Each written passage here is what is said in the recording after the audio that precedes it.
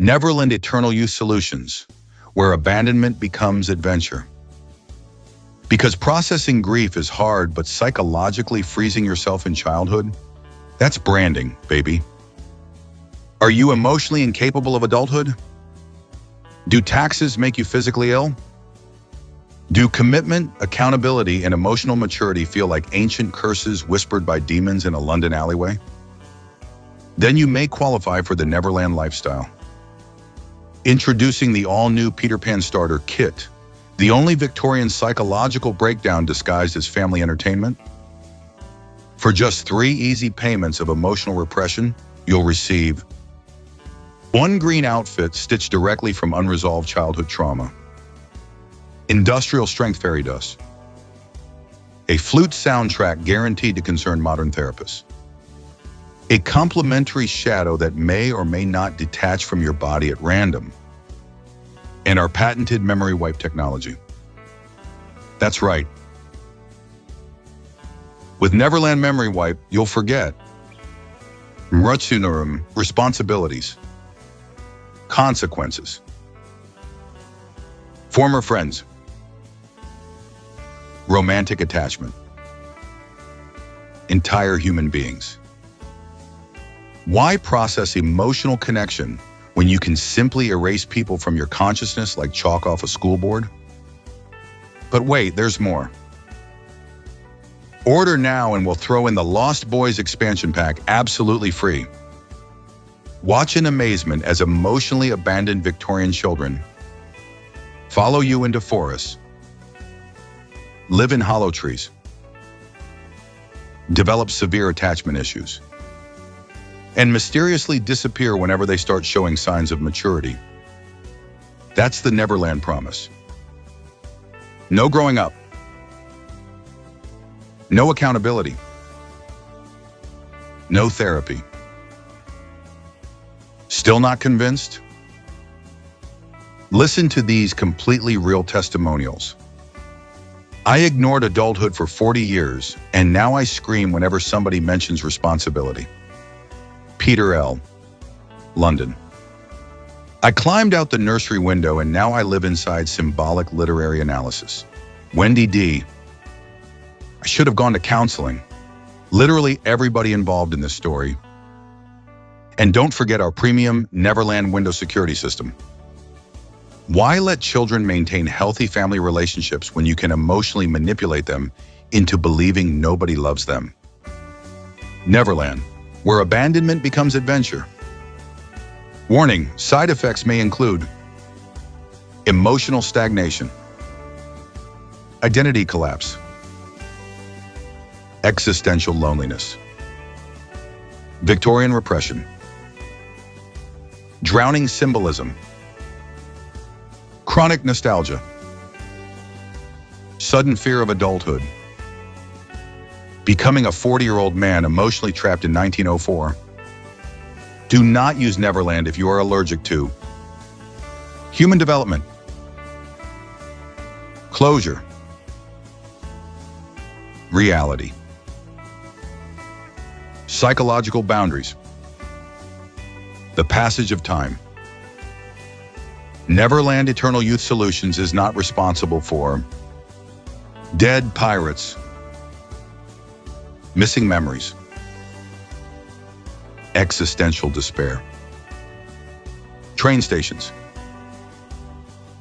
water-related symbolism, or emotionally devastating literary subtext. Neverland, because growing up is hard.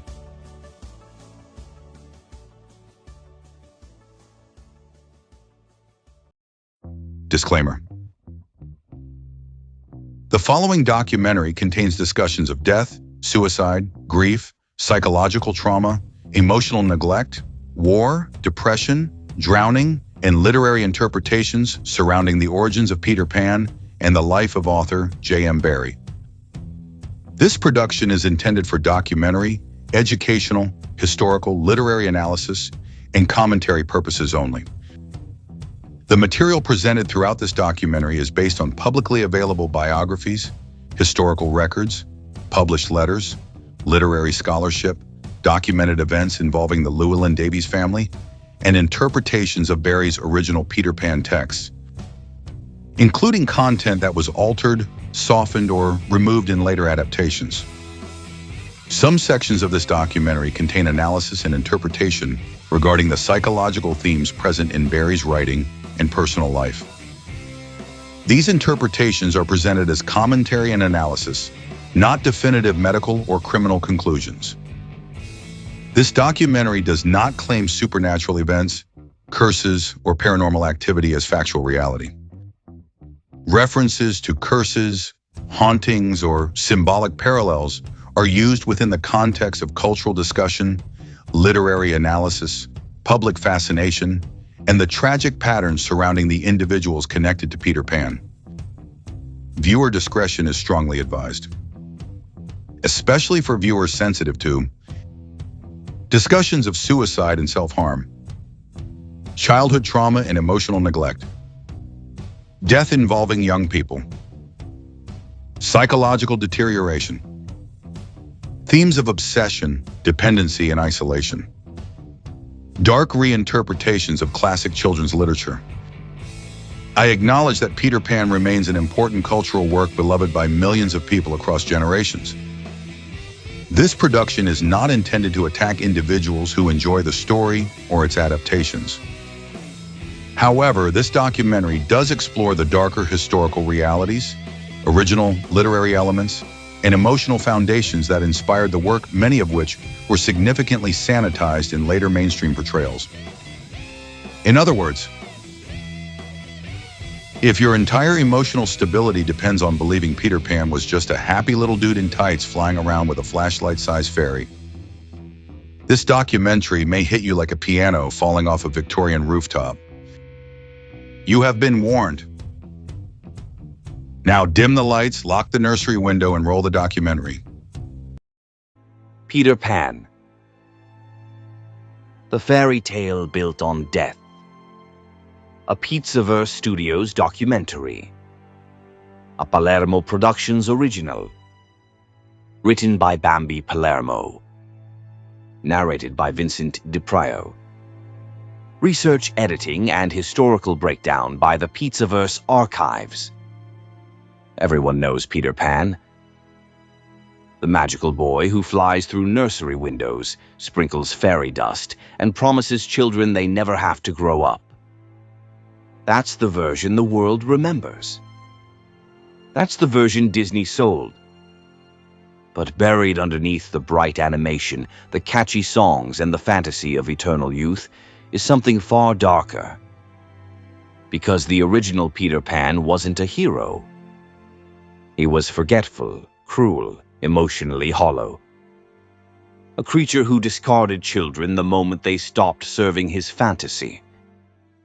And the man who created him? A psychologically shattered author haunted by death, obsession, grief, and a childhood trauma so devastating it consumed his entire identity. But the most disturbing part of this story isn't the fiction. It's the horrifying reality behind it. Because the real children who inspired Neverland, the real lost boys, would suffer tragedies so brutal that people eventually began whispering about a curse surrounding Peter Pan itself. This isn't a story about childhood wonder. This is a story about trauma frozen in time, and how one broken man turned grief into immortality. Let's get into it. The boy who never left the ice. Everyone knows Peter Pan as the boy who never grew up. But before there was Neverland, before there were lost boys, before fairy dust, pirate ships, nursery windows, and a shadow that wouldn't stay attached, there was a real child lying dead on the ice. And another little boy watching his whole family collapse around the body. This is where Peter Pan really begins. Not in magic. Not in adventure. Not in childhood wonder. but in Scotland in 1867, inside a family home that would never recover from one terrible accident. James Matthew Barrie was only 6 years old when his older brother David died. David was 13, one day away from turning 14. And in the Barrie household, David wasn't just another child. He was the golden boy, the favorite, the beloved son, the one their mother, Margaret Barrie, adored with a devotion so intense it left everyone else standing in the shadows. David was bright, handsome, promising. In Margaret's eyes, he was the future of the family. And then, just like that, the future cracked open on a frozen piece of ice. David was skating when he fell. A simple accident. One bad moment. One brutal twist of fate. And the boy Margaret loved most in the world was gone before he ever got the chance to become a man. That detail matters. Because David did not die at 40.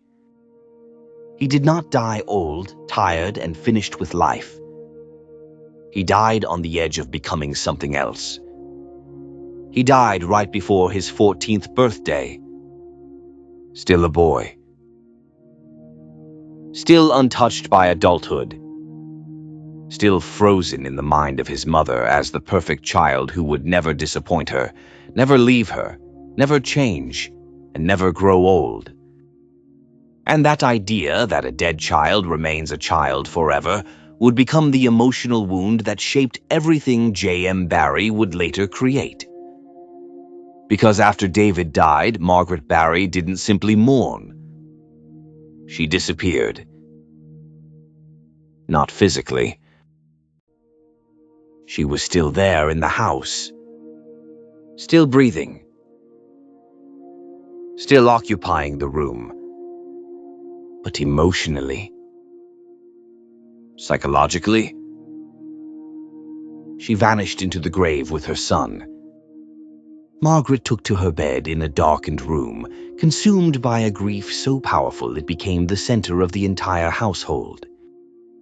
The curtains were closed. The air grew heavy. The home became a mausoleum with furniture. And little James, only 6 years old, was left standing in the wreckage, trying to understand why the mother he needed could no longer see him. Imagine that. You are a child. Your brother dies. Your mother breaks. And instead of being held, instead of being comforted, instead of being told that you still matter, you become invisible. Because the dead child has become more powerful than the living one. That is the first real ghost in Peter Pan. Not Tinker Bell. Not shadows. Not pirates. David Barrie. The boy on the ice. The brother who never grew up. The child who became eternal because death stopped the clock. And James understood something terrible very early. If he wanted his mother's love back, he had to reach her through David. So he tried. God help him, he tried. He wore David's clothes. He imitated David's voice. He moved through the house like a little actor performing a séance for his own mother. He was not just grieving his brother, he was auditioning to replace him. That is not normal childhood pain. That is psychological survival. A little boy looked at his broken mother and realized the only version of himself she might love was the version that looked like the son she had lost. So James tried to become a dead boy. Let that sink in. Before J.M. Barrie ever wrote about a child who refuses to grow up, he lived inside a house where growing up seemed like betrayal. Because David would never grow older. David would never argue. David would never become difficult. David would never leave home. David would remain perfect forever. And to Margaret Barrie, in her shattered grief, that became a source of comfort. Her dead son would always be hers. Untouched by time, untouched by adulthood, untouched by the disappointment of becoming human. There it is, the seed of Neverland. A mother loses her favorite son and finds comfort in the idea that he will remain a boy forever. A surviving child sees this and learns that eternal boyhood is the only thing powerful enough to hold love. That is the emotional birthplace of Peter Pan. Not a fairy tale, a wound. And wounds like that don't just heal because the calendar keeps moving. They go underground. They become symbols. They become stories. They become monsters wearing green. As James grew older, the shadow of David never left him. How could it? His childhood had been rearranged around death. His mother's love had been trapped behind the image of a boy who could never grow up. And James had learned to associate childhood with safety, with affection, with permanence. Adulthood, by contrast, became threat. Adulthood meant change. Adulthood meant leaving. Adulthood meant losing the one thing his mother still worshipped, the frozen perfection of a dead child. So when people later looked at Peter Pan and saw whimsy, they were missing the corpse under the floorboards. Peter Pan was not born from innocence. He was born from a 6-year-old boy standing outside a dark bedroom, trying to resurrect his dead brother so his mother might love him again. That is the horror underneath the fantasy. Because when Peter says he never wants to grow up, the world hears rebellion, freedom, magic. But underneath that line is something much colder. A child who learned that the only boy his mother could fully love was the one who died before adulthood could ruin him. Because before Peter Pan could fly, David Barrie had to fall. Before Neverland could exist, a mother had to lose her son. And before the world could meet the boy who wouldn't grow up, James Matthew Barrie had to become the boy who never escaped the ice. A mother who never recovered. Grief changes people. Sometimes it softens them. Sometimes it hardens them. And sometimes it leaves them psychologically frozen in the exact moment their world ended. That is what happened to Margaret Barrie. And young James Matthew Barrie spent the rest of his life trapped inside the fallout. After David's death, the Barrie household no longer functioned like a normal family home. It became organized around absence. Everything revolved around the missing boy. The silence at the dinner table. The darkened bedroom. The emotional vacancy hanging over every room like funeral cloth. But the most devastating part wasn't the mourning itself. It was what Margaret Barrie chose to emotionally preserve. Because in her mind, David had become perfect. Not because he lived perfectly, but because he never lived long enough to disappoint her. Death had preserved him in emotional amber. Forever young. Forever innocent. Forever hers. That idea would poison James Barrie's understanding of love, adulthood, and identity for the rest of his life. Because every child understands one basic thing instinctively. What gets rewarded becomes survival. And what James saw rewarded inside that house was eternal childhood. The dead boy became sacred. The living boy became invisible. Margaret would reportedly speak about David as though he still existed somewhere just beyond reach. Not entirely gone, just inaccessible. Like a child sleeping in another room. And James absorbed this in the worst possible way. He did not merely mourn his brother. He began psychologically competing with a ghost.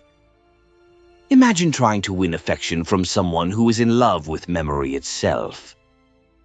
You cannot compete with memory. Memory never ages. Memory never changes. Memory never argues. Memory never becomes flawed. And that is exactly what David became inside Margaret Barrie's mind. Not a real child anymore. A perfect symbol, a permanent child, the first Peter Pan. Meanwhile, James, still alive and growing older, became a painful reminder of reality continuing forward.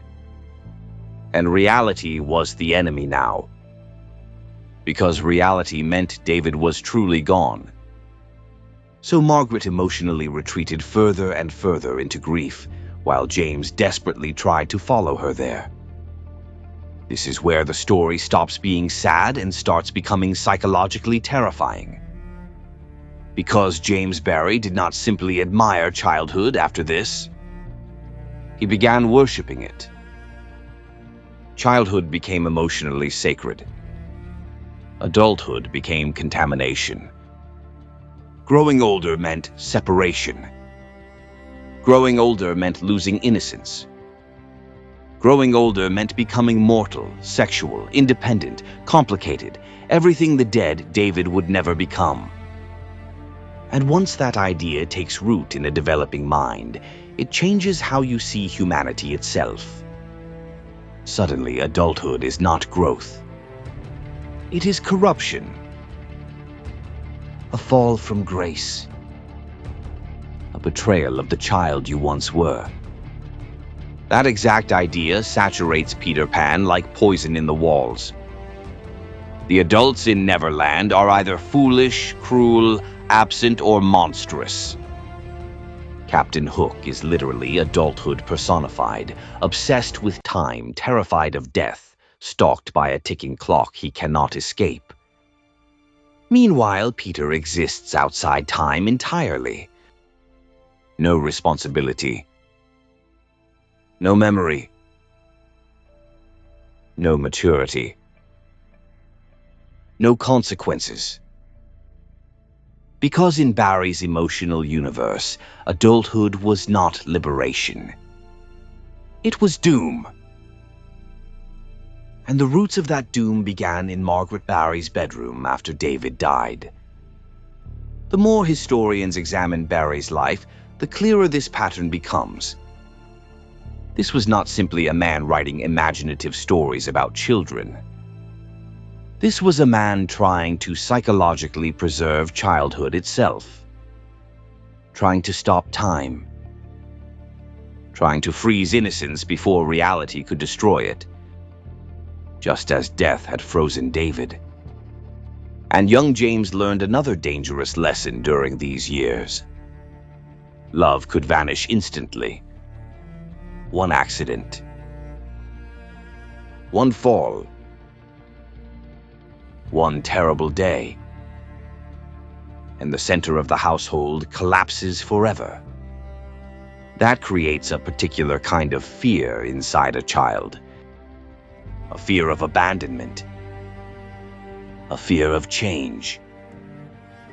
A fear that emotional attachment itself is fragile and temporary.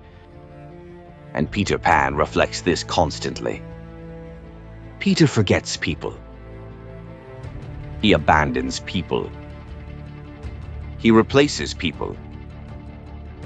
He cannot maintain emotional continuity because emotionally stable attachment requires maturity, and maturity is the very thing Peter rejects. That is why Peter Pan's eternal youth is not freedom. It is psychological paralysis. Peter cannot grow because Barrie emotionally could not allow him to. Because growing up meant becoming vulnerable to loss. Because growing up meant becoming vulnerable to loss. And Barrie had already learned what loss looked like. It looked like a dark room, a grieving mother, a dead brother, and a little boy standing outside the door trying to become someone else just to be loved again. As the years passed, Margaret eventually emerged physically from her grief enough to function. But emotionally, something fundamental had broken. And James carried that fracture directly into adulthood. People later described Barrie as strangely childlike. Not playful in a healthy sense. Frozen. Stunted. As though part of him had never emotionally progressed past the moment David died. Because in many ways, it hadn't. Trauma does that. It traps part of the mind inside unfinished pain. And Barrie's trauma became so embedded in his identity that eventually it stopped being memory and became mythology. That mythology would become Neverland, a place where children escape adulthood forever, a place where mothers are longed for but unreachable, a place where memory fades before emotional consequences can settle in, a place where growing up is treated almost like death itself. But before Peter Pan became literature, it was a coping mechanism. A fantasy built by a man who never emotionally escaped the grief-stricken house of his childhood. And maybe that's why the story still unsettles people even when they can't explain why. Because underneath all the flying and fairy dust, Peter Pan is not really about adventure. It is about a child watching his mother emotionally choose the dead over the living. And learning that staying young forever might be the only way to remain loved. The man trapped inside a child. By the time James Matthew Barrie reached adulthood, something about him felt unfinished. People noticed it immediately. Not just emotionally. Physically. His body itself seemed caught somewhere between childhood and maturity, as though time had moved forward but some deeper part of him had refused to come along. Barrie stood only around 5'3". Small even by the standards of the late Victorian era. His voice remained unusually high and boyish well into adulthood. Friends described him as youthful in ways that gradually stopped seeming charming and started seeming unsettling. Like a man performing childhood instead of naturally possessing it. And the deeper people got to know Barrie, the stranger the pattern became. Because while the world would eventually celebrate him as the creator of one of the most beloved children's stories ever written, Barrie himself seemed psychologically incapable of becoming fully adult. Not symbolically. Literally. In 1894, Barrie married actress Mary Ansell. At first, it looked like the beginning of a conventional life. Successful playwright. Beautiful actress wife. London Literary Society. Respectability. But beneath the surface, something was profoundly wrong. The marriage slowly deteriorated into emotional distance and confusion. Then, eventually, humiliation. Because after years together, Mary would later reveal something shocking. The marriage had never been consummated. Not once. According to her, Barrie remained psychologically trapped in a state of emotional adolescence. Unable or unwilling to cross fully into adult intimacy. To modern readers, that revelation lands like a thunderclap. Because suddenly Peter Pan stops feeling metaphorical. The man who wrote endlessly about refusing adulthood appeared genuinely terrified of adulthood itself. Not just responsibility, not just aging, physical adulthood, sexual adulthood, emotional adulthood, the entire transition. And that changes the way you see everything he wrote afterward. Because Peter Pan isn't simply a fantasy character anymore. He becomes a projection, an escape hatch, a psychological survival mechanism created by a man who could not reconcile himself with becoming fully grown. Barrie's body became the symbol of the conflict consuming him internally. A small man with a child's voice wandering through upper-class London society, entertaining children, charming families, writing stories about eternal youth while emotionally orbiting around grief like a moon trapped in gravity. And underneath all of it was David. Always David. The dead brother frozen forever at 13. The ideal child who never crossed into adulthood. The standard James could never emotionally escape. Because adulthood represented something dangerous inside Barrie's mind. Loss. Decay. Corruption. Distance from innocence. The farther he moved from childhood, the farther he moved from the emotional center of his mother's love. And maybe that is why Barrie clung so desperately to worlds where children never changed. Because change had stolen everything from him once already. As his literary success grew, Barrie became famous for his ability to connect with children. Adults found him entertaining. Children adored him. He could perform voices, tell stories, invent games instantly. He moved through imagination effortlessly, like someone who genuinely belonged there more than he belonged among adults. And to the public, this made him seem whimsical, gentle, harmless. But viewed through the lens of his childhood trauma, the pattern becomes much darker. Barrie was not merely nostalgic for childhood. He was emotionally dependent on it. Childhood became the one place where he felt psychologically safe. A world untouched by sexuality, aging, betrayal, and mortality. A world before the ice. Before grief consumed his home. Before his mother emotionally vanished into mourning. And as Barrie built his career writing stories filled with children, fantasy, and escapism, another disturbing contradiction emerged.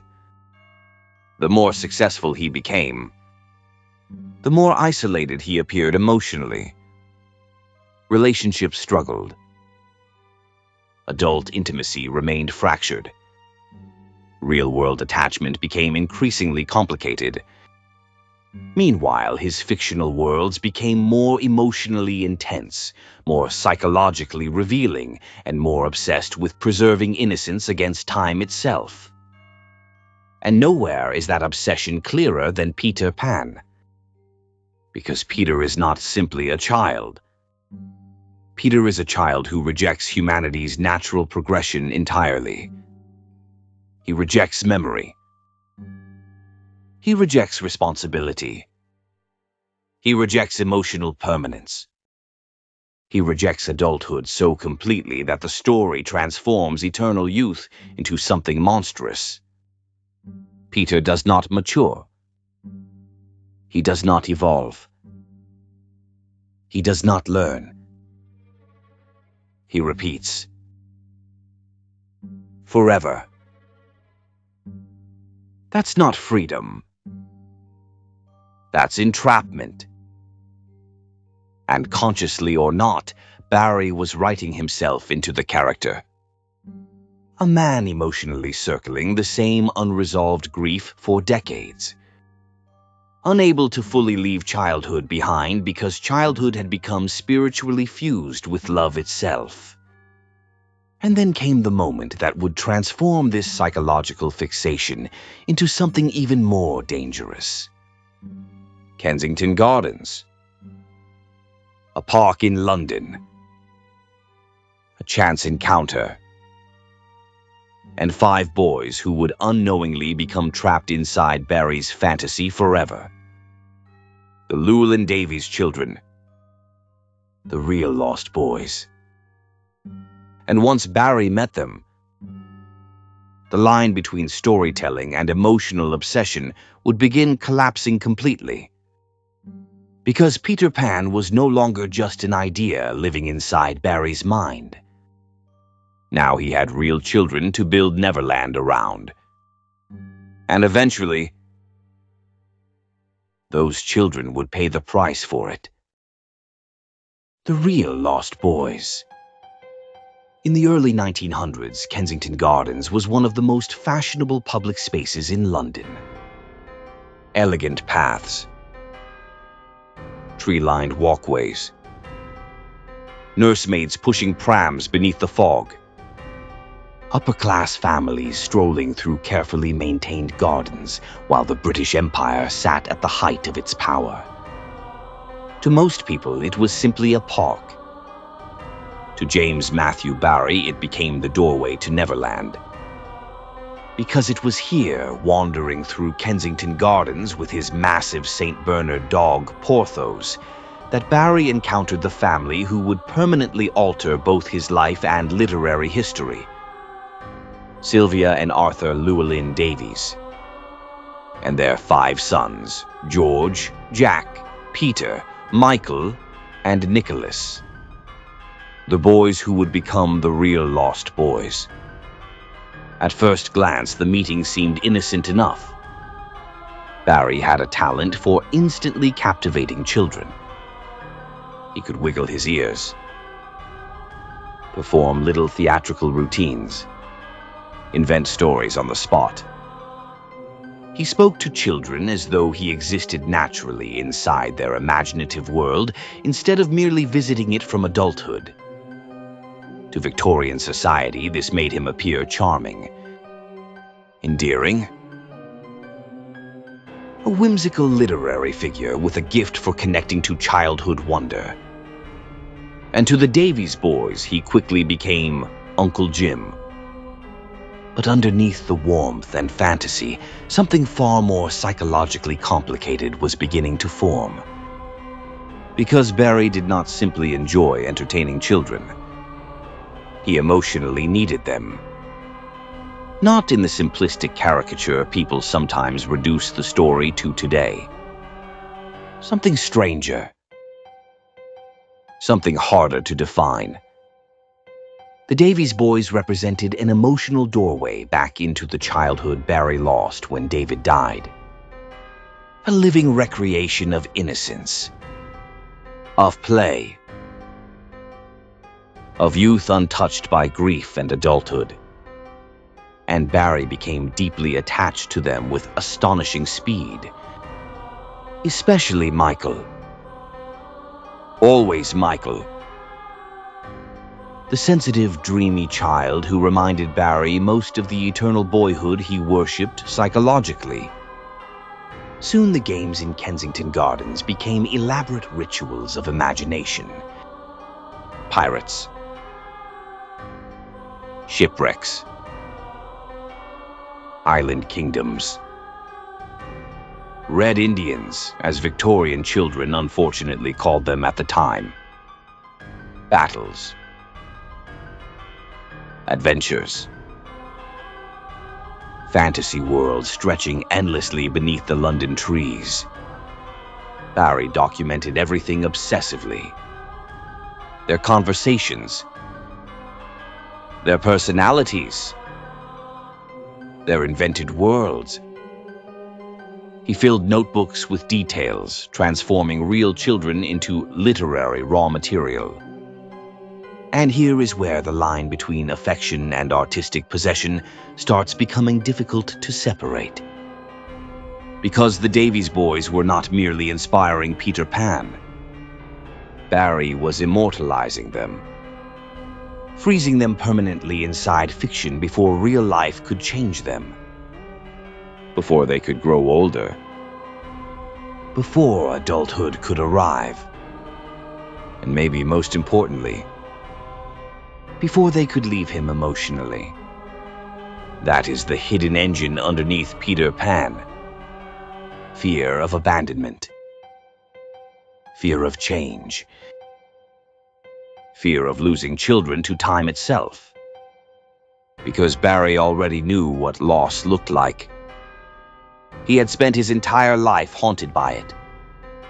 And now, standing in Kensington Gardens, watching the Davies boys play beneath the trees, he found something dangerously close to emotional resurrection. A second chance at the lost innocence of childhood. Only this time he could preserve it forever through storytelling. In 1901, Barrie published The Little White Bird, introducing an early version of Peter Pan living among birds and fairies in Kensington Gardens. The idea exploded from there. The park itself slowly transformed inside Barrie's imagination into Neverland before Neverland even had a name. Then, in 1904, Peter Pan, or The Boy Who Wouldn't Grow Up, premiered on stage. And London lost its mind. Audiences were enchanted immediately. Children flying over rooftops. Pirates. Mermaids. Adventure. Fantasy. The dream of escaping adulthood forever. Critics called it magical, visionary, timeless. But almost nobody noticed the sadness embedded inside it. The emotional rot underneath the wonder. Because Peter Pan is not a happy character. He is emotionally hollow, forgetful, cruel, detached. He cannot maintain relationships because relationships require growth and memory. And Peter rejects both. Even then, Barrie was quietly embedding disturbing ideas into the story. Peter forgets the lost boys. Forgets Tinker Bell. Forgets Wendy. Children are interchangeable. Replaceable. Temporary. Peter doesn't love people in a mature sense. He consumes experiences. And once the moment passes, so do they. That emotional emptiness mirrors something terrifying about unresolved childhood trauma. When emotional development freezes early, attachment itself can become unstable. People become symbols instead of individuals. Fantasy replaces intimacy. And that emotional instability bleeds through Peter Pan constantly, once you know where to look. Meanwhile, the Davies boys watched themselves become immortalized in fiction while still alive. Imagine that. You are a child playing games in a park. And suddenly, the entire world knows versions of you that will never age. Never die. Never change. The public saw fantasy. Barrie saw preservation. A way to freeze childhood before reality could destroy it, the way it destroyed David. But reality was already moving toward the family. Toward tragedy. Toward death. And just like the original wound in Barrie's life, it would begin with losing a father. Arthur Llewellyn Davies became ill first. Cancer. Slow. cruel. Barrie inserted himself deeper and deeper into the family during the illness, helping financially, emotionally, socially, becoming increasingly essential, increasingly attached, increasingly embedded inside the lives of the boys. Then, in 1907, Arthur died. The Davies household shattered. And suddenly, Barrie was no longer simply a family friend. He was becoming something else. A permanent presence. 3 years later, Sylvia died too. Cancer again. Now the boys were truly orphaned. The fantasy had become reality. The real Lost Boys no longer had parents. And standing there waiting in the aftermath was J.M. Barrie, the creator of Peter Pan, the man obsessed with eternal childhood, the man who had emotionally built Neverland around these children. And now, through death itself, they belonged to him. Neverland enters the real world. By 1910, the line between fiction and reality had almost completely disappeared. The story Barrie created about orphaned boys escaping adulthood was no longer just literature being performed on a stage. It was happening in real life. Arthur Llewellyn Davies was dead. Sylvia Llewellyn Davies was dead. And the 5 boys who inspired Peter Pan now found themselves living inside a nightmare version of Neverland. No father. No mother.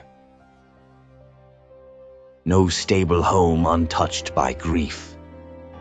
Only Uncle Jim, the man who had transformed their childhood into mythology. To the outside world, Barrie appeared heroic, a devoted guardian stepping in to care for orphaned children after unimaginable tragedy. And to be fair, Barrie did provide for them financially. He paid for education, housing,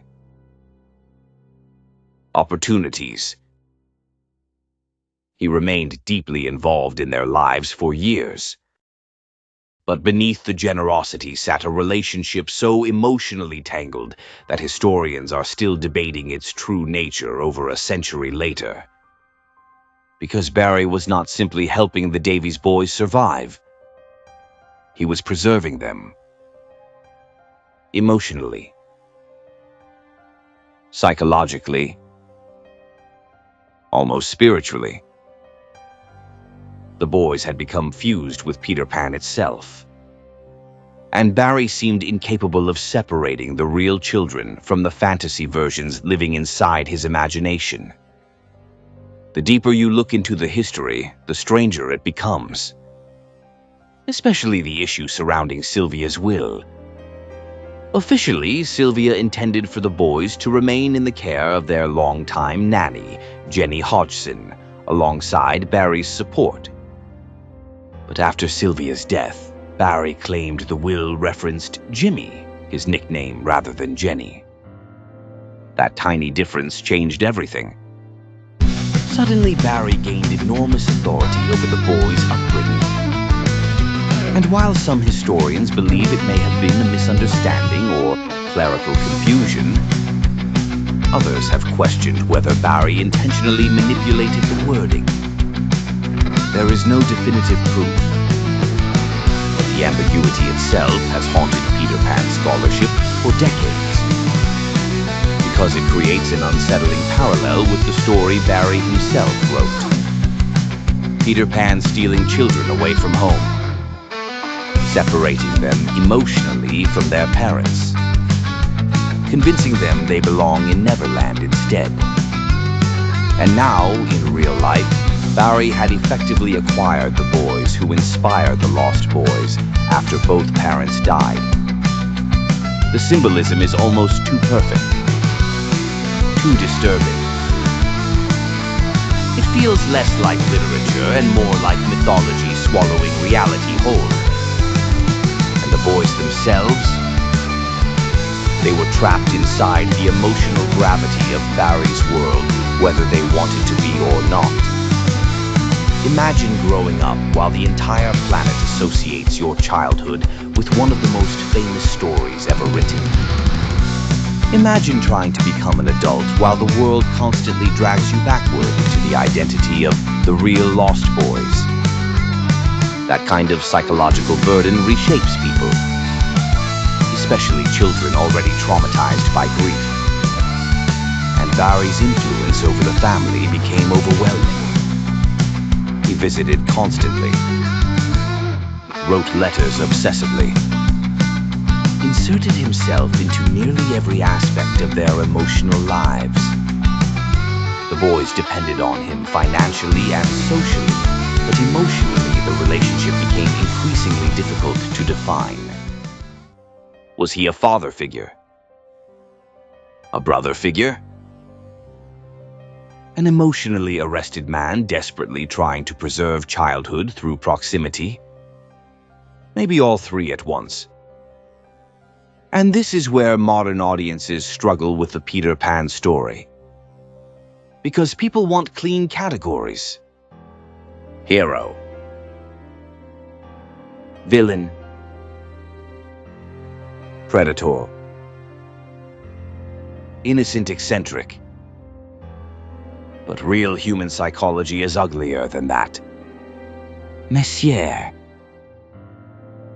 Barrie seems less like a cartoon monster and more like a profoundly damaged human being who built emotional dependency around children because adulthood terrified him. That does not erase the disturbing aspects of the story. If anything, it makes them worse. Because now Peter Pan stops feeling fictional altogether. It begins feeling autobiographical. Neverland is Barrie's emotional refuge. A place where children stay children. Where mothers are idealized but unreachable. Where time stops before grief, sexuality, adulthood, and separation can destroy innocence. And the Davies boys became trapped inside that emotional system. Especially Michael. Always Michael. Barrie's attachment to Michael Llewellyn Davies became so intense that even historians uncomfortable with speculation acknowledge the emotional dependency was extraordinary.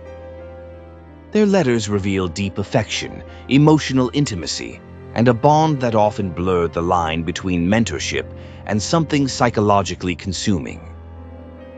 Barrie once described himself in a letter to Michael as a greasy candle bent in the middle. The phrase feels strange. Broken. Almost grotesque. A man describing himself as something melted and warped by heat. And then came the line that continues to unsettle scholars to this day. I am very fond of you, but don't tell anybody. That sentence hangs over the Peter Pan story like fog. Not because it proves criminality. There is no definitive evidence Barrie physically abused the boys. But emotionally, psychologically, the relationship carried an intensity that feels increasingly claustrophobic the deeper you examine it. Especially because Barrie's entire emotional identity revolved around preserving innocence against time. And Michael represented innocence perfectly to him. Dreamy. Sensitive. Youthful. Fragile. A real-life embodiment of Peter Pan himself. But innocence cannot stay frozen forever. Reality always enters eventually. Puberty. Adulthood. Depression. Sexuality. War. Death. And the moment the Davies boys began growing older, the fantasy started collapsing. The Curse of Neverland. At first, it looked like coincidence. Tragic coincidence. The kind of bad luck families sometimes suffer without explanation. But as the years passed and the deaths kept coming, whispers started forming around the Peter Pan story. Quiet whispers at first, then darker ones. People began noticing something disturbing. The real lost boys were not surviving adulthood. And for a story obsessed with eternal youth, that detail felt horrifyingly symbolic. The first major blow came with George Llewellyn Davies. George was the eldest. Handsome. Intelligent. Responsible. The closest thing the brothers had to stability after their parents died. Barrie adored him. The public adored him. And like countless young men of his generation, George marched directly into the machinery of World War I. The war shattered Europe like a dropped mirror. Millions of young men disappeared into trenches, mud, gas, artillery fire, and industrialized slaughter. Boyhood died there by the millions. And in 1915, George Llewellyn Davies became one more name swallowed by the nightmare. He was killed in action at just 21 years old. 21? Old enough to wear a uniform. Not old enough to truly live. For Barrie, George's death reopened the oldest wound in his life. Another beloved young man frozen permanently before adulthood could fully arrive. Another boy transformed into memory instead of future. And if George's death wounded Barrie, Michael's death destroyed him completely. Because Michael was different. Michael was the favorite. Closest emotionally to Barrie. The boy who most embodied the spirit of Peter Pan itself. Sensitive. Dreamlike. Gentle. Almost unnervingly ethereal. Barrie saw something of himself in Michael. Perhaps the child he wished he could have remained forever. But as Michael grew older, shadows started appearing around him. Darkness. Melancholy. Something restless underneath the surface. At Oxford University, Michael began struggling with chronic insomnia. Nightmares. Recurring dreams about drowning. Not vague fears. Specific visions. Water filling his lungs. Being pulled beneath the surface. Unable to escape. He wrote to Barrie about these dreams repeatedly. And the letters grew increasingly disturbing over time. Michael described feeling pursued by something he could not explain. A shadow. A pull toward the water. A strange emotional exhaustion that seemed deeper than ordinary sadness. And here the Peter Pan story becomes almost unbearably eerie. Because Peter Pan is filled with water imagery. Mermaids. Pirates. Lagoons. The ocean surrounding Neverland itself. Children drifting away from reality into dreamlike spaces where time no longer functions properly. And now Michael, the boy most connected emotionally to Barrie, was dreaming obsessively about drowning. As though the fantasy itself had become infected with death.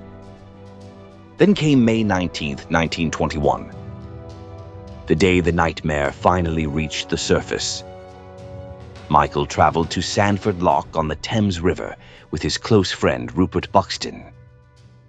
Locals already knew the place by another name, Dead Man's Pool. A dangerous stretch of water notorious for vicious currents and suspicious drownings. The kind of place people whispered about. The kind of place associated with endings. Both young men were weak swimmers. Both had reportedly been drinking. Witnesses later claimed they spoke openly that day about exhaustion, hopelessness, and never wanting to grow old. Then the two entered the water together, fully clothed, at the most dangerous section of the river. And according to reports, they did not fight to survive. They simply sank, holding each other. The official ruling called it accidental drowning, but almost nobody truly believed it, especially after rumors spread that Rupert Buxton left behind a note immediately destroyed by his family. Whatever was written inside it vanished forever, and the image left behind became impossible to shake. Two young men entering dark water together at the exact age Peter Pan promises eternal youth. 21. The same age George died. The same age adulthood was only just beginning. And suddenly, the symbolism surrounding Peter Pan stopped feeling literary. It began feeling cursed. Because Michael's death mirrors the emotional logic of Neverland almost perfectly. A refusal to enter adulthood. A surrender to dreamlike escape. A final drifting away from reality itself. And for Barrie, the psychological impact was catastrophic. His diary entry after Michael's death contained only 8 words. "Michael gone, all my world gone with him." That sentence tells you everything. Not just grief. Collapse. The emotional center of Barrie's life had been ripped away completely.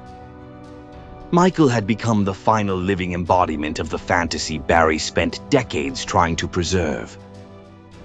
And now even he was gone. Swallowed by dark water like a fairy tale turning on its creator. After Michael's death, Peter Pan itself began changing in the public imagination. People still loved the play, still adored the fantasy, but underneath the cultural affection sat growing unease. Because once you know the real history, the story becomes impossible to experience innocently again. The Lost Boys stop feeling whimsical. They start feeling doomed. Children trapped in suspended animation while death circles outside the boundaries of fantasy. And Michael's death left another terrifying question hanging over the entire Peter Pan mythos. What if Neverland was never paradise? What if it was emotional surrender? A place people retreat to when reality becomes unbearable. A world where memory fades, time stops, and adulthood never arrives because tomorrow itself no longer matters. That interpretation changes Peter Pan completely. Because now eternal childhood stops sounding magical. It starts sounding fatal. And the tragedy was not over yet, because the boy who gave Peter Pan his very name was still alive. Still growing older. Still trapped beneath the shadow of a story that had consumed his entire identity. And eventually, Peter Llewellyn Davies would decide he could not escape Neverland either. The boy who couldn't escape his own name. Imagine spending your entire life being haunted by a fictional version of yourself, not a nickname, not a rumor, a global myth. That was the reality Peter Llewellyn Davies lived with until the day he died. Because unlike his brothers, Peter carried the heaviest burden of all. He gave Peter Pan his name, and the world never let him forget it. From the outside, people assumed it must have felt magical, romantic, immortalizing, the real Peter Pan. What child wouldn't want that? But the truth was far uglier, because Peter Llewellyn Davies hated the association almost from the very beginning. As he grew older, the character became less like a compliment and more like a prison sentence. Everywhere he went, the shadow followed him. Business meetings, social gatherings, relationships. Strangers would hear his name, freeze for a moment, and smile with recognition. Oh my God, Peter Pan. Not Peter Llewellyn Davies, the human being. Not Peter the adult. Not Peter the man trying to build a life. Peter the symbol. Peter the eternal child. The world refused to let him grow up, and over time that emotional suffocation hollowed him out. He reportedly referred to the play as that terrible masterpiece. Think about how loaded those words are.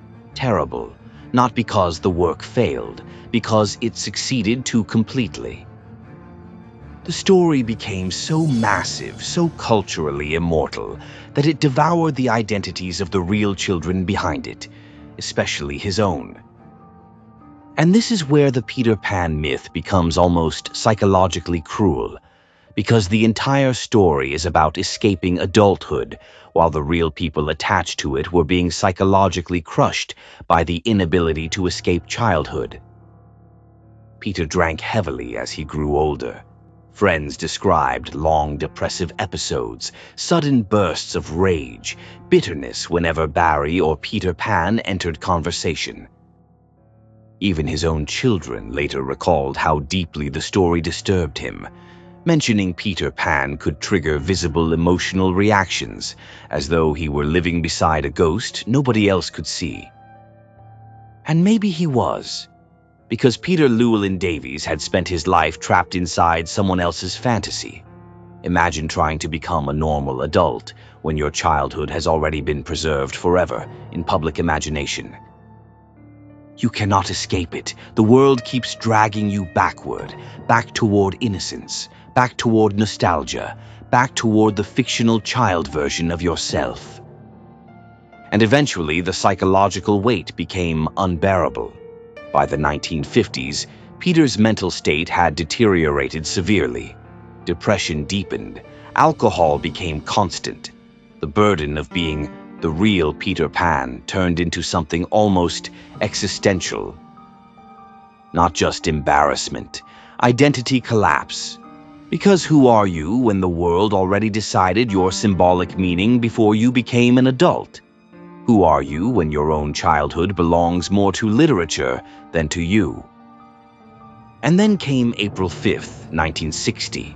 Peter Llewellyn Davies was 63 years old, an old man now, far older than Barrie ever emotionally allowed Peter Pan to become. But even at 63, he still could not escape the shadow of eternal childhood. That day, Peter walked to Sloane Square Underground Station in London. Witnesses later described him standing near the platform quietly. No dramatic speech, no theatrical breakdown, just exhaustion. Then he stepped forward into the path of an approaching train, and just like that, the boy whose name became immortal in fantasy was gone beneath steel, noise, and darkness. The symbolism feels almost too brutal to be real. Peter Pan, the story about escaping adulthood, forever ends with the real Peter throwing himself beneath modern machinery after decades of psychological exhaustion.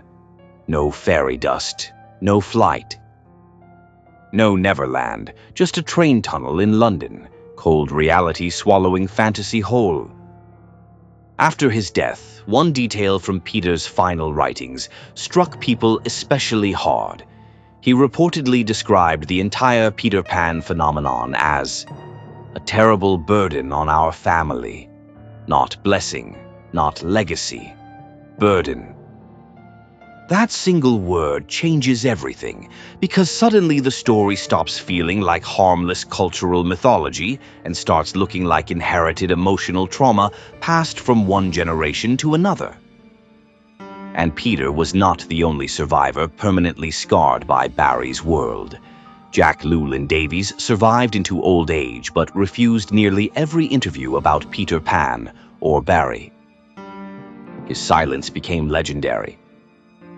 Researchers, journalists, historians all turned away, as though speaking about the past itself had become unbearable.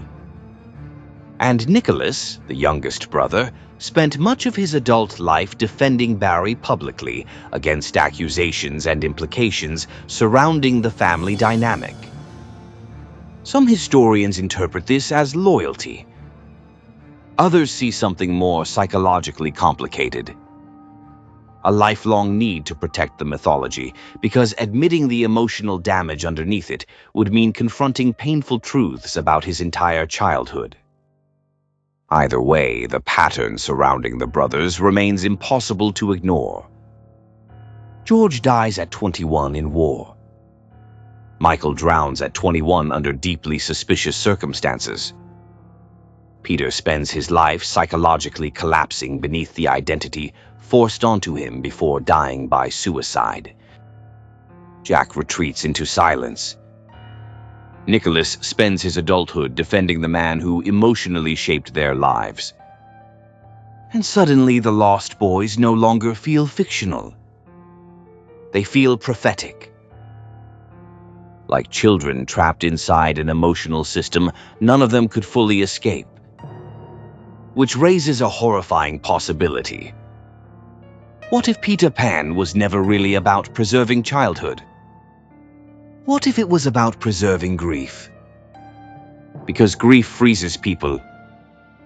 It traps them emotionally inside moments they cannot move beyond. And Barrie, consciously or not, may have built an entire mythology around that emotional paralysis. Neverland is not heaven. Neverland is suspension. A place where nobody heals because nobody changes.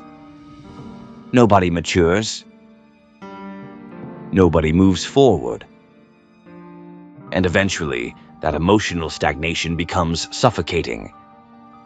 Especially in the real world, where time keeps moving whether you are psychologically prepared for it or not. But the darkest part of the Peter Pan story was still waiting inside Barrie's original text itself. Because once you strip away the Disney version, once you go back to the actual novel, Peter Pan stops feeling tragic and starts feeling monstrous. Disney lied to you. Most people think they know Peter Pan. They picture the Disney version. The smiling boy in green. The crowing. The flying. The playful adventures. The mischievous hero leading children through magical escapades in Neverland. That version has become so dominant that it has effectively replaced the original character in public memory. But if you go back to Barrie's actual text, the mask comes off. And what you find underneath is something far more disturbing. Because Peter Pan is not a hero. He is not a protector. He is not even particularly kind. In fact, much of the original Peter Pan reads less like a whimsical fairy tale and more like a psychological horror story disguised as children's literature. The single most chilling example appears in a line that Disney quietly left behind. A line so unsettling that modern adaptations rarely touch it. Barrie writes that when the Lost Boys begin showing signs of growing up, which is against the rules, Peter thins them out. That's it. No detailed explanation. No comforting clarification. Just 4 horrifying words. He thins them out. And somehow the vagueness makes it worse. Because what exactly does that mean? Where do they go? What happens to them? Why does nobody question it? Barrie never fully answers. But the implication hangs over the entire story like a storm cloud. Children who stop being children disappear. Children who grow older are removed. Children who no longer fit the fantasy are eliminated. Suddenly, Neverland doesn't sound like paradise anymore. It sounds like a dictatorship run by a child who cannot tolerate reality. And once you notice that detail, Peter's entire personality starts looking different. Much different. Throughout the story, Peter repeatedly displays traits that feel shockingly cold. He forgets people. He abandons people. He treats relationships as temporary amusements. Even those who sacrifice everything for him eventually vanish from his memory. Take Tinker Bell. In many adaptations, her death is treated as a heartbreaking act of devotion. She literally sacrifices herself to save Peter. A defining moment of loyalty and love. But Peter eventually forgets her. Not because he's grieving. Not because he's devastated. Because forgetting is simply what Peter does. The same pattern repeats with Wendy. With the Lost Boys. With everyone. People pass through his life like ghosts moving through fog. The emotional impact barely registers. Because Peter isn't truly attached to individuals. He's attached to experiences.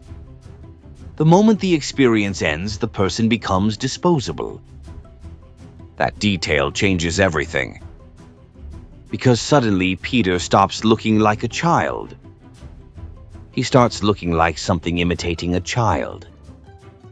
A creature wearing innocence as camouflage. And the deeper you dig into Barrie's writing, the stranger Peter becomes. He is impulsive, narcissistic, self-centered, often cruel without realizing it. He struggles to understand consequences. He struggles to empathize with other people's emotions. He wants companionship but cannot maintain genuine relationships. He wants loyalty but offers very little in return. Most importantly, he cannot tolerate change. At all. Growing older is forbidden. Maturity is forbidden.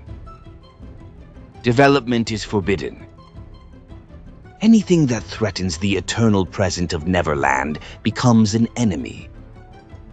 And when you remember Barrie's childhood trauma, the symbolism becomes impossible to miss. Peter Pan isn't merely a child refusing adulthood. He is grief refusing reality.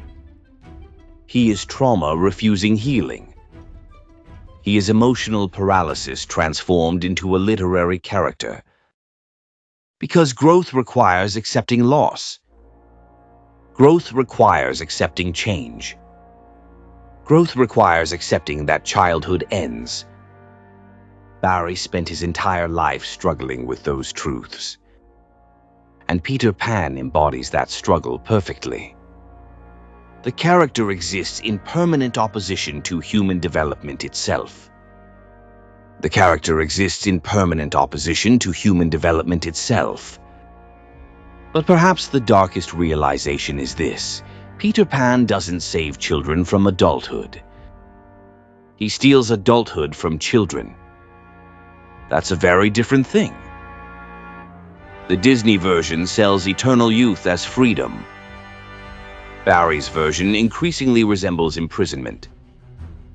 A world where children never become adults because they are never allowed to become anything else. A world where identity freezes. Memory erodes. relationships vanish, and growth becomes a punishable offense. In psychological terms, Neverland begins to look less like fantasy and more like stagnation. A beautiful prison. An island where nothing changes because change itself is treated as death. And that brings us to an even more disturbing question. If Peter is willing to remove children who grow up, if he forgets people the moment they stop serving his fantasy, if he sees relationships as temporary, then what exactly does Peter want? The answer lies in another detail Disney quietly erased. A detail involving the darling children's bedroom window. And it reveals something chilling about the way Peter views love, family, and belonging. Because in Barrie's original version, Peter doesn't just invite children into Neverland.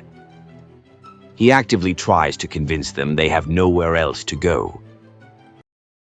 The window, the bars, and the kidnapping. One of the biggest differences between the Peter Pan most people know and the Peter Pan Barrie actually wrote comes down to a single question. How does Peter get children to stay in Neverland? Disney's answer is simple: adventure, magic, freedom, fun. Barrie's answer is far darker: isolation, manipulation, and emotional dependency. Because hidden inside the original story is a detail so disturbing that most modern adaptations quietly ignore it. A detail that fundamentally changes how Peter operates.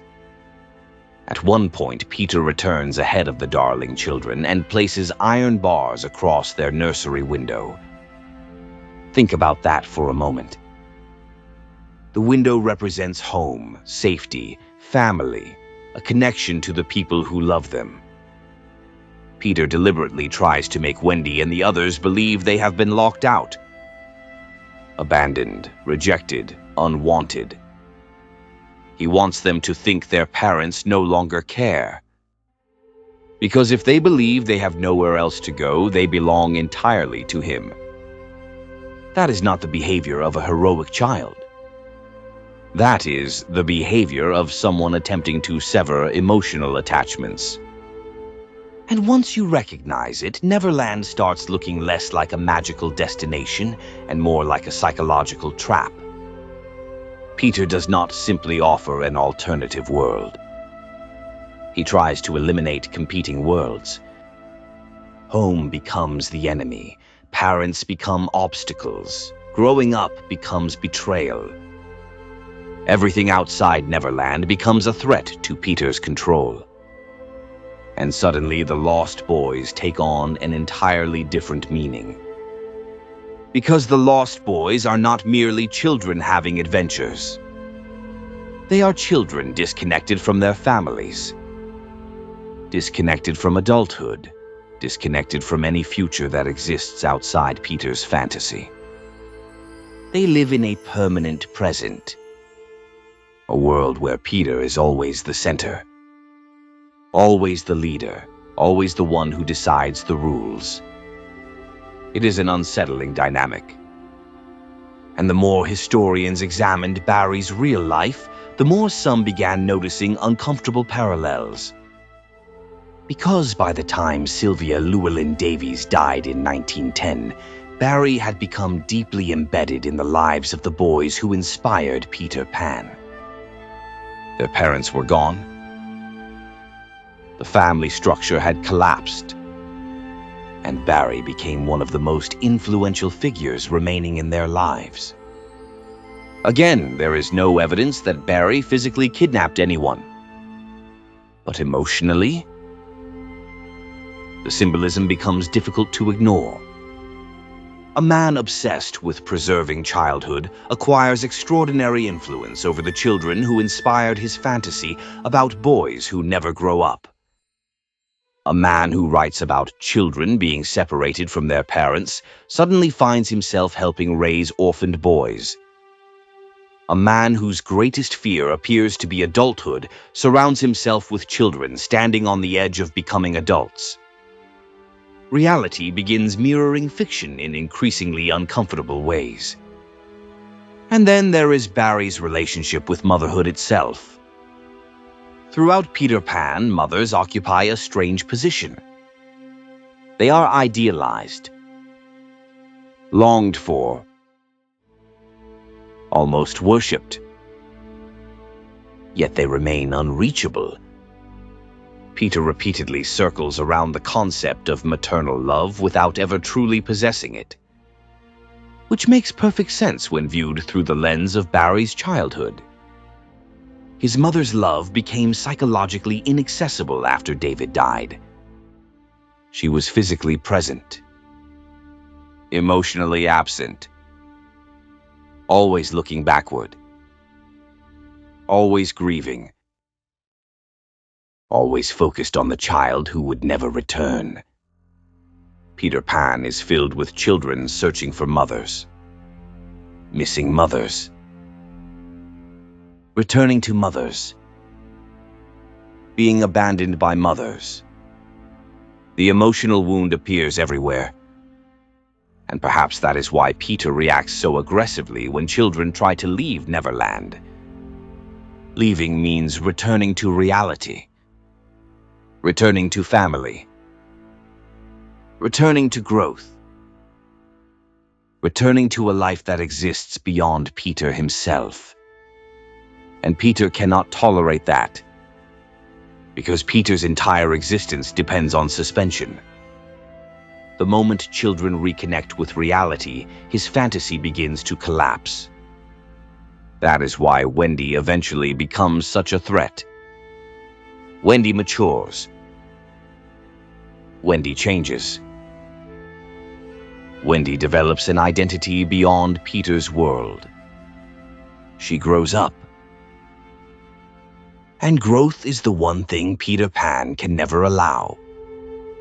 Because growth destroys Neverland. Growth destroys the illusion. Growth destroys the fantasy that childhood can be preserved forever. The irony is almost tragic. Peter claims to offer freedom, but everyone around him becomes trapped. The Lost Boys are trapped. Wendy is trapped. Tinker Bell is trapped. Even Peter himself is trapped.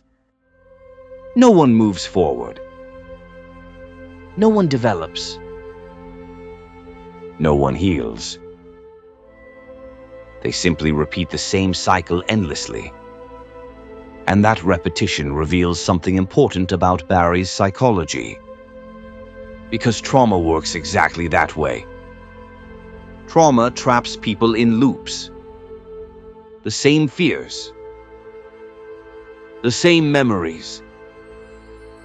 The same emotional wounds replaying over and over again. Neverland is not a place where time stops. It is a place where emotional development stops. The monster wearing a child's face. The longer you stare at the original Peter Pan, the stranger he becomes. Not metaphorically, literally. Because Barrie does not consistently describe Peter like a normal child. He describes him like something pretending to be one. That distinction matters, especially once you strip away the softened Disney image the modern world inherited. In Barrie's text, Peter often behaves less like a boy and more like a creature mimicking human innocence from the outside. His emotions are incomplete. His empathy is unstable. His memory barely functions. And even his body refuses to behave naturally. At one point, Barrie describes Peter's breathing as fast and short. Not the calm breathing of a sleeping child. Not even the nervous breathing of excitement. Something sharper.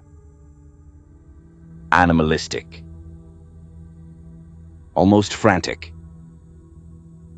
Like a small predator constantly alert for danger. Then Barrie introduces another detail that feels bizarrely unsettling once you slow down and think about it. Peter's body changes shape. Barrie writes that Peter can alter himself to fit through tiny openings and tree hollows throughout Neverland. That is not normal fantasy imagery for a child protagonist. It sounds almost inhuman, elastic, distorted, like Peter's form itself is unstable, as though he is not entirely solid, not entirely real. And when you combine those physical descriptions with Peter's emotional behavior, the character starts becoming genuinely eerie. Because Peter Pan does not operate like a healthy child psychologically. Healthy children form attachments.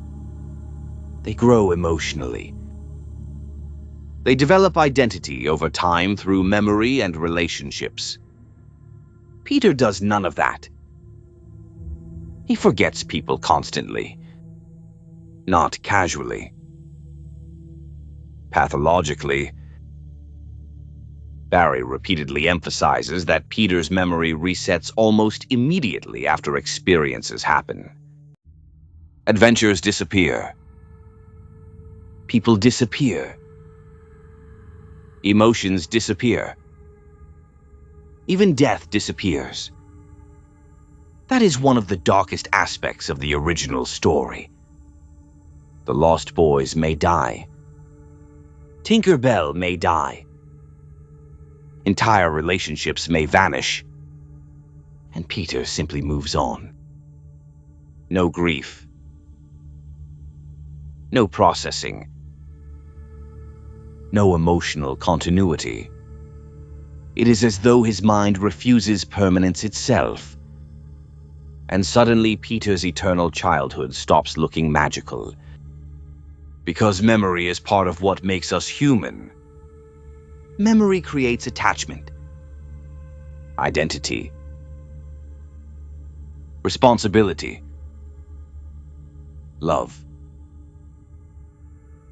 Without memory, relationships become disposable, temporary, weightless. Peter exists in a permanent emotional present where nothing accumulates long enough to truly matter. That is not innocence. That is isolation. And Barrie seems painfully aware of it.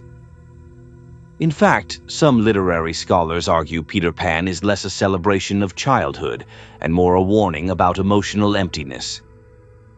Because Peter's refusal to grow up comes with a horrifying cost. He cannot truly connect to anyone. Not permanently. Not deeply. Not honestly. Every person becomes temporary entertainment. Every friendship becomes replaceable. Every emotional moment evaporates the second it passes. Peter Pan is trapped in a loop of endless first meetings. Imagine that kind of loneliness. You can fly. You never age. You never die. But every meaningful connection eventually disappears from your mind like smoke. You are emotionally incapable of carrying love forward through time. You wake up every day psychologically alone again. That is not freedom. That is existential horror. And the deeper you examine Barrie's life, the more Peter begins resembling a symbolic expression of trauma itself. Because unresolved trauma often fractures memory. It traps people emotionally inside isolated moments. The past becomes fragmented. Connections become unstable. Emotional growth freezes. Peter Pan embodies all of those symptoms.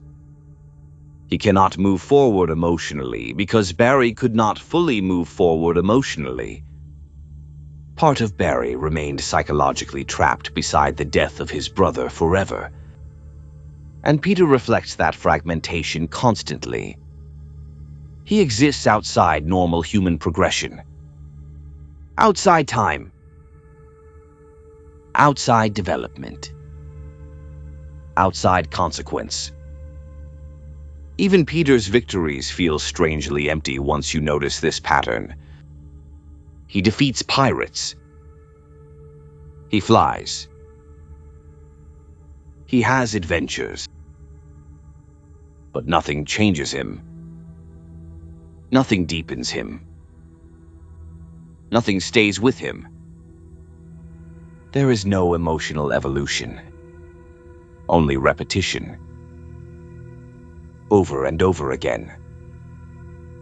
Adventure after adventure. Child after child. Memory after memory dissolving into nothing. And perhaps the cruelest example of this emotional emptiness comes at the end of the story itself. Years pass. Wendy grows older. She becomes an adult. A mother. The exact future Peter fears most. Then one day Peter returns. And he does not remember her properly. Not really. The adventures they shared meant everything to Wendy. To Peter, they barely exist. And then comes the final devastating realization. Peter no longer wants Wendy. He wants Wendy's daughter. Later, her granddaughter. Because Peter is not attached to individual people. He is attached to youth itself. Children become interchangeable. Replaceable batteries feeding the fantasy of eternal childhood. And suddenly Peter Pan transforms from tragic fantasy into something deeply predatory on a symbolic level. A creature endlessly consuming innocence while remaining emotionally incapable of love. Not because he is evil in the traditional sense. Because he is empty. Frozen. Incomplete. Exactly like unresolved grief itself. That may be the darkest truth Barrie accidentally revealed. Peter Pan is not really alive. He is emotionally suspended. A ghost wearing the shape of a child. And maybe that is why the story still unsettles people, even when they cannot explain why. Because somewhere underneath the fairy dust and adventure, Peter Pan feels wrong. Not whimsical wrong. Ancient wrong. Like something smiling that does not fully understand human emotion, but desperately imitates it anyway. And perhaps Barrie understood that better than anyone. Because by the end of his life, Peter Pan no longer looked like fantasy. It looked like confession. The confession disguised as a fairy tale. By the time James Matthew Barrie reached old age, Peter Pan had become immortal. The play was a phenomenon. The book was beloved. Children around the world knew the name. Parents embraced the story. The character had escaped its creator and entered mythology. On the surface, it looked like the ultimate literary success. A writer creates a character so powerful that generations continue telling the story long after he is gone. But beneath that success sat a question that becomes harder and harder to ignore once you know the history. What exactly was Barrie trying to tell us? Because when you strip away the fantasy, Peter Pan begins to read less like entertainment and more like autobiography. Not a literal autobiography. An emotional one. A coded confession. A map of psychological wounds disguised as children's literature. Every major element traces back to something broken inside Barrie's life. The dead boy who never grows up. The mother who cannot let go. the terror of adulthood, the longing to preserve innocence, the fear of abandonment, the inability to sustain healthy emotional attachment. All of it is there, hidden in plain sight. Peter Pan is not merely a story Barrie invented. It is a story Barrie lived. And perhaps nowhere is that more obvious than in Peter himself. Think about what Peter actually represents. He never grows up. Neither did David Barrie in his mother's memory. He cannot maintain relationships. Neither could Barrie fully navigate adult intimacy. He forgets people. Barrie spent decades emotionally circling around lost childhood and vanished connections. He rejects adulthood. Barrie seemed psychologically terrified of it. The parallels become impossible to dismiss. Peter Pan is not simply a fictional character. He is the embodiment of an emotional wound, the living expression of grief refusing to heal. And that grief shaped everything around Barrie. The Davies boys, the mythology, the obsession with eternal youth, even the public's understanding of childhood itself. Because before Peter Pan, childhood was often viewed as a stage people passed through. After Peter Pan, childhood became something many people began romanticizing as an ideal state. A paradise lost. An identity worth preserving forever. Barrie helped create one of the most powerful cultural myths of the modern world. That growing up is somehow tragic. That adulthood is a fall from grace. That innocence is more valuable than maturity. And while those ideas sound beautiful on the surface, the history behind them reveals something darker. Because refusing to grow is not the same as staying innocent. Refusing to grow means refusing change, refusing responsibility, refusing healing, refusing reality. And reality eventually catches everyone, even Barrie. As the decades passed, the tragedies surrounding the Davies family accumulated like ghosts. George dead. Michael dead. Peter dead. The surviving brothers carrying emotional scars for the rest of their lives. The real Lost Boys never found a happy ending. At least not the kind fairy tales promise. Instead, they became living reminders that childhood cannot be preserved forever without consequences. The very thing Barrie spent his life trying to protect ultimately became inseparable from loss. And then there is the final irony. One of the strangest ironies in literary history. When Barrie died in 1937, he left the copyright to Peter Pan to Great Ormond Street Hospital for Children in London. On the surface, it was a generous act. And it was. The royalties generated by Peter Pan helped fund medical treatment for countless sick children. The story continues helping children to this day. But the symbolism is impossible to ignore. A story born from grief. A story haunted by death. A story built upon the psychological wreckage of a family tragedy. Helping save the lives of children facing death themselves. It is almost poetic. Almost redemptive. As though the darkness that created Peter Pan spent the next century trying to repay a debt. Yet even that redemption cannot erase the uncomfortable truth at the center of the story. Peter Pan was never really about adventure. Adventure was the wrapping paper. The real gift hidden inside was grief. Everything leads back to grief.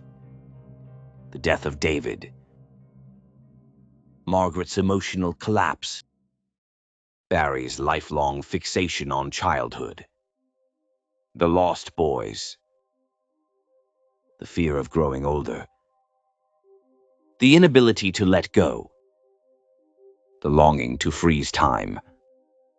Peter Pan is grief transformed into mythology.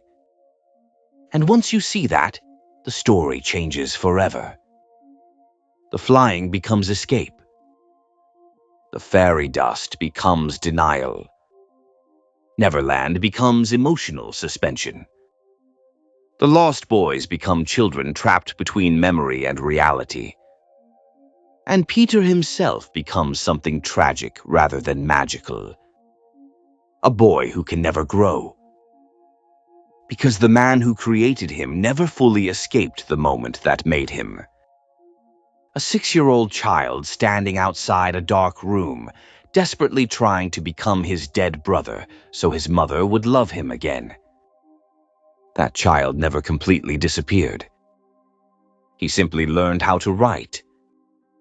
And through Peter Pan, he told the world exactly what happened to him. Most people just never realized they were listening to a confession. Because that's the secret buried beneath more than a century of fairy dust and fantasy. Peter Pan was never about the wonder of childhood. It was about the terror of losing it. And perhaps the greatest tragedy of all is that Barrie spent his life trying to build a place where nobody had to grow up, only to discover that nobody can stay in Neverland forever. The cost of Neverland. For more than a century, Peter Pan has been marketed as one of the greatest celebrations of childhood ever written. A story about adventure, wonder, imagination. A magical world where children can fly, fight pirates, and escape the responsibilities of growing up. And maybe that's why the truth underneath it feels so unsettling. Because the deeper we dug into the history, the less Peter Pan looked like a fairy tale. And the more it looked like a warning. A warning about grief, a warning about obsession, a warning about what happens when someone becomes trapped inside the past. The real tragedy isn't that J.M. Barrie loved childhood. Most people do. The real tragedy is that Barrie appears to have believed childhood was the only safe place left. Everything beyond it carried danger. Adulthood meant loss, change, distance, mortality, heartbreak. And so he built Neverland, a place where none of those things could enter. At least in theory. But there is a problem with trying to stop time. Life depends on movement. Children are supposed to grow. People are supposed to change. Relationships are supposed to evolve. Memory is supposed to hurt sometimes. Loss is supposed to teach us something. Without those things, we don't remain innocent. We remain unfinished. And that's what makes Peter Pan so fascinating. The story accidentally reveals the very thing it tries to escape. Because Peter never grows older. But he never grows wiser either. He never heals. He never matures. He never forms lasting connections. He never truly lives. He simply repeats, forever, the same adventures, the same mistakes, the same emotional emptiness again and again and again. And maybe that's the real horror hiding underneath Neverland. Not death, not pirates, not monsters, stagnation, the idea of becoming trapped inside one version of yourself forever. Unable to move forward. Unable to become anything new. Unable to let go. That is not freedom. That is a prison. And when you look back at the lives of the real Lost Boys, the symbolism becomes almost heartbreaking. George never reached adulthood. Michael never escaped the shadows following him.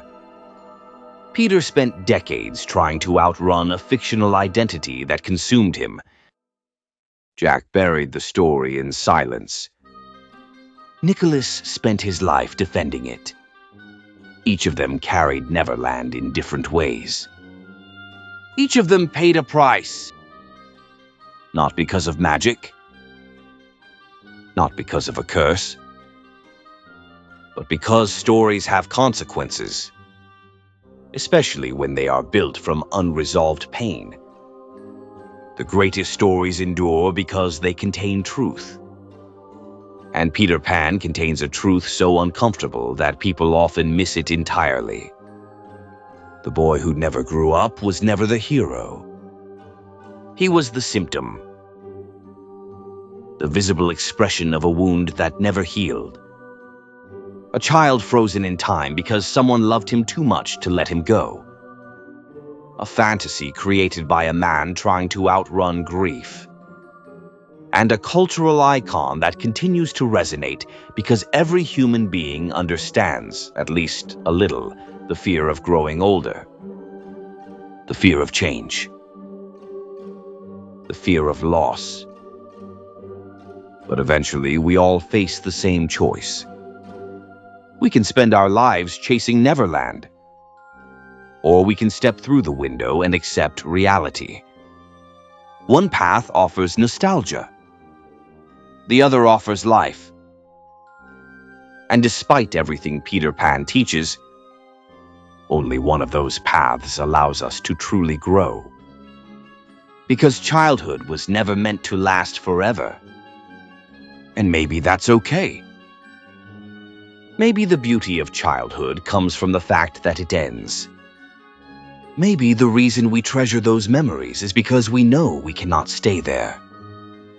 Maybe growing up isn't the tragedy. Maybe refusing to grow up is. And that may be the darkest secret hidden inside Peter Pan. For over 100 years, Peter Pan has been sold to the world as a story about magic. A story about flying. A story about pirates, fairy dust, adventure, and the dream of staying young forever. But now you've seen the story underneath the story. The version hidden behind the stage lights. The version buried beneath decades of animation, merchandise, theme parks, and bedtime stories. The version that begins with a little boy watching his family collapse after the death of his brother. The version that follows a grieving mother who found comfort in the idea that her favorite child would never grow old. The version that transformed trauma into mythology. And perhaps that's why Peter Pan has survived for so long. Not because it's simple. Because it isn't. Not because it's comforting. Because much of it isn't. But because underneath the fantasy, Peter Pan touches something deeply human. The fear of losing what we love. The fear of growing older. The fear of change. The fear that time moves too quickly and takes too much from us along the way. J.M. Barrie spent his entire life wrestling with those fears. And through Peter Pan, he gave them a face. A smiling face. A flying face. A face that made the darkness easier to look at. But the darkness was always there. Waiting beneath the surface. Waiting behind the second star to the right. Waiting inside Neverland itself. Because Neverland was never truly about adventure. It was about escape. Escape from grief. Escape from responsibility. Escape from adulthood. Escape from reality. And in the end, that may be why Peter Pan remains so fascinating. Not because he can fly, but because he cannot move forward. He is trapped. Frozen. A permanent child wandering endlessly through a dream he can never leave. A ghost disguised as a boy. A confession disguised as a fairy tale. And a warning disguised as a wish. So the next time someone tells you Peter Pan is simply a story about childhood wonder, remember the real story. Remember David Barrie. Remember the Davies boys. Remember the grief.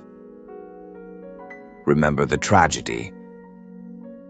Remember the cost of Neverland.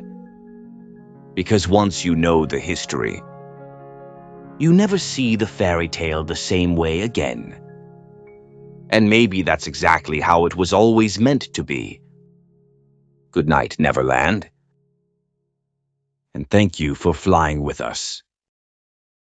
If you enjoyed this documentary and want more deep dives into the dark histories, forgotten truths, literary mysteries, historical conspiracies, mob legends, haunted places, and the stories hidden underneath the stories, make sure you subscribe to the channel and join us here in the Pizzaverse. Because around here, we don't just repeat history. We investigate it. We question it. We pull apart the myths and look at what's hiding underneath. And trust me, there are still a lot of fairy tales with skeletons in the closet. If there's a topic you'd like us to investigate next, let us know in the comments below. And until next time, keep asking questions. Because sometimes the truth is far stranger than the story. Thank you for watching another Pizzaverse Studios documentary. We genuinely appreciate every view, every comment, every like, every share, and every one of you who spends your time going down these strange rabbit holes with us. Because, let's be honest, there are approximately 9,000 channels on the internet telling you Peter Pan is a wholesome story about positive thinking and happy little adventures. And then there's us.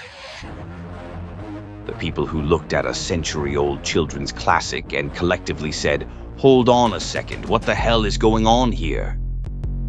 So thank you for joining us on this deeply uncomfortable journey into grief, psychology, Victorian trauma, literary symbolism, drowning nightmares, mysterious wills, emotionally damaged playwrights, and flying children that somehow became existential horror. That's a very specific audience, and we're glad you're part of it. Now go get some sleep. Maybe drink some water. Touch some grass. Call your therapist. And if a boy wearing green tights shows up outside your bedroom window tonight, offering eternal youth and a free trip to Neverland, for the love of God, check his references first. We'll see you in the next documentary. Until then, this is Pizzaverse Studios. And remember, not every fairy tale wants to be saved.